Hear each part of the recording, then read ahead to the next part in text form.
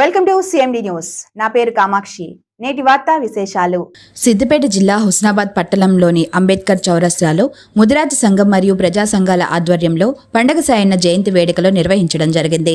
దోపిడీకి దౌర్జన్యాలకు గురైన పీడిత బాధిత బహుజన వర్గాల కోసం పోరాడుతూ నిజాం సర్కారుకు, పెత్తందారులకు, దొరలకు, ఆధిపత్య వర్గాలకు వ్యతిరేకంగా 1860 నుంచి 1900 మధ్య కాలంలో చిన్న వయసులో పోరాడిన బహుజన విప్లవ వీరుడు, తెలంగాణ రాబిన్హుడ్గా పేరు పొందిన పండగ సాయన్న జయంతి సందర్భంగా వారిని స్మరిస్తూ ఈ కార్యక్రమంలో తెలంగాణ ముదిరాజ్ పోరాట సమితి రాష్ట్ర కార్యదర్శి జనవేని శ్రీనివాస్ ముదిరాజ్, సుంకరి ప్రదీప్ ముదిరాజ్, ఎడల రమేష్ ముదిరాజ్, పోలవేని మహేష్ ముదిరాజ్, తరాల మహేందర్ ముదిరాజ్, ఎస్సీ సంక్షేమ సంఘం రాష్ట్ర కార్యదర్శిగా మార్కా అనిల్ గౌడ్, తోడేటి రమేష్, అనిల్, రాజు, బాలయ్య, సాగర్ తదితర బీసీ సంఘ నాయకులు పాల్గొన్నారు.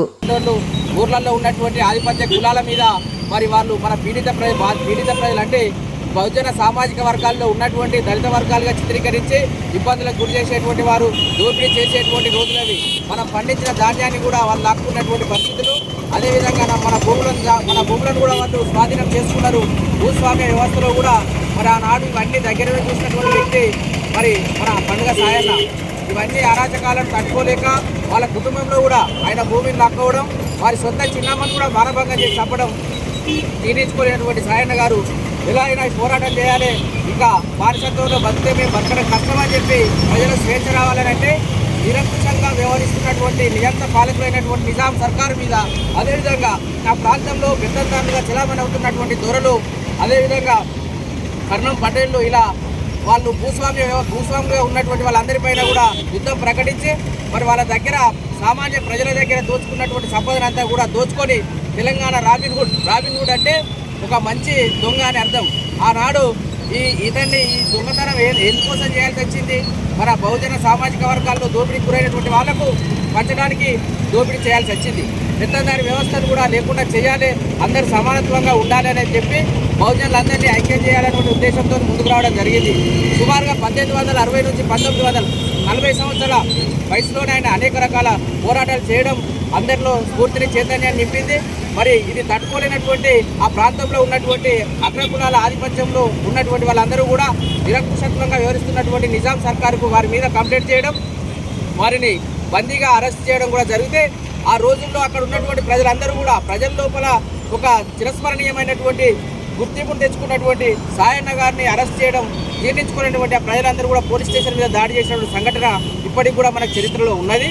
అదేవిధంగా ఈ సాయన్నను అరెస్ట్ చేయించడము, సాయన్న జీవిత చరిత్ర ముగిసింది, చంపించడం అనేటువంటి అహంకారంతో అక్కడ ఉన్నటువంటి పెత్తందారు వ్యవస్థకు సంబంధించినటువంటి అగ్రకుల ఆధిపత్యదారులు ఎవరైతే ఉన్నారో ఒక దావత్ చేసుకుంటూ ఉన్న సందర్భంలో ఈ ప్రజలందరూ కూడా మూకుమ్మడిగా దాడి చేసి వాళ్ళని కూడా హతమార్చడం జరిగింది. అంటే చరిత్రలో ఏదైనా కానీ మన మీద దాడులు జరిగితే ఎందుకు మనం వాటిని పోరాడకుండా ఉంటే ఇంకా దాడులు పెరుగుతాయి, నష్టం తప్పదు అనేటువంటి సిద్ధాంతాన్ని మనకు ఆనాడే ఆ పోరాటాన్ని నేర్పినటువంటి వాళ్ళందరినీ కూడా ఆదర్శంగా తీసుకొని రేపు రాబోయేటువంటి భవిష్యత్తులో కూడా బహుజన రాజ్య విస్తరణకు బహుజనులంతా కూడా రాజ్యాధికారం చేపట్టే విధంగా ఇవాళ తెలంగాణ రాష్ట్ర ప్రభుత్వం 42% బీసీ కోసం రిజర్వేషన్లు తీసుకున్నటువంటి అంశాన్ని కూడా తీసుకొని తప్పకుండా మేమందరం కూడా మూకుమ్మడిగా బహుజన సామాజిక వర్గంలో ఉన్నటువంటి బలహీన వర్గాలకు, ఎస్సీ ఎస్టీ బీసీలు అందరినీ కలుపుకొని కూడా పోరాటం చేసి దాన్ని తప్పకుండా సాధిస్తామని తెలియజేస్తూ ఈ అవకాశం ఇచ్చినందుకు సాయన్న జయంతి ఉత్సవాలను ఇవాళ హుస్నాబాద్లో నిర్వహించడం ఆశ్చర్యం.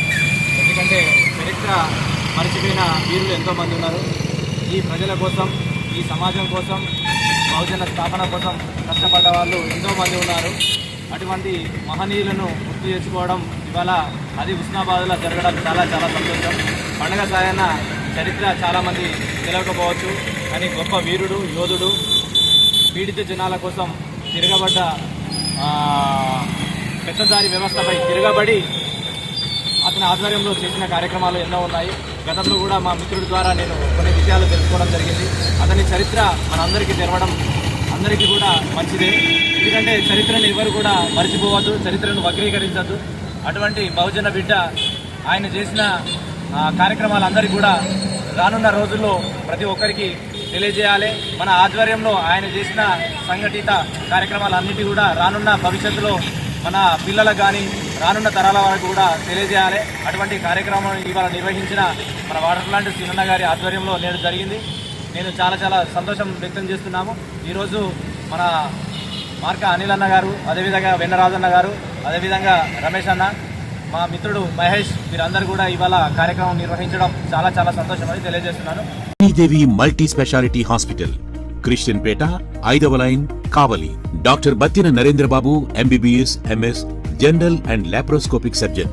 మా హాస్పిటల్ నందు అందించు వైద్య సేవలు: లాప్రోస్కోపిక్ ద్వారా అపెండిసెక్టమీ, 24 గంటల కడుపు నొప్పికి చికిత్స, హెర్నియా మరియు పిత్తాశయంలో రాళ్లు తీయబడును, డెంగ్యూ, మలేరియా, టైఫాయిడ్, వాంతులు, విరోచనాలు మరియు అన్ని రకాల జనరల్ కేసులకు వైద్యం చేయబడును. పేగు రంధ్రం పడుట, పేగు మెలికపడుట, పేగుపూత, వర్బీజం, హెర్నియా, నరాలు ఉబ్బడం, హైడ్రోసిల్, థైరాయిడ్ ఆపరేషన్లు చేయబడును. పైల్స్, మొలలు, ఫిషర్, లూటీ, లైపోమా, కొవ్వుగడ్డలు, వీటికి చికిత్స చేయబడును. కడుపులో పేగుపూతకు ఎండోస్కోపిక్ చేయబడును. శరీరంలో ఇతర కురుపులకు వైద్యం చేయబడును. అన్ని రకాల పాయిజన్ కేసులు చూడబడును. పాము కాటు, తేలుకాటుకు ప్రత్యేక వైద్యం. మా హాస్పిటల్స్ ప్రత్యేకతలు: ICU, lab, AC and non AC rooms, 24 గంటలు మెడికల్ షాప్. అత్యవసర కేసులు అన్ని వేళలా చూడబడును.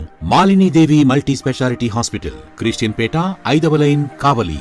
ఫోన్ నంబర్స్ 9398665676 మరియు 08626245166.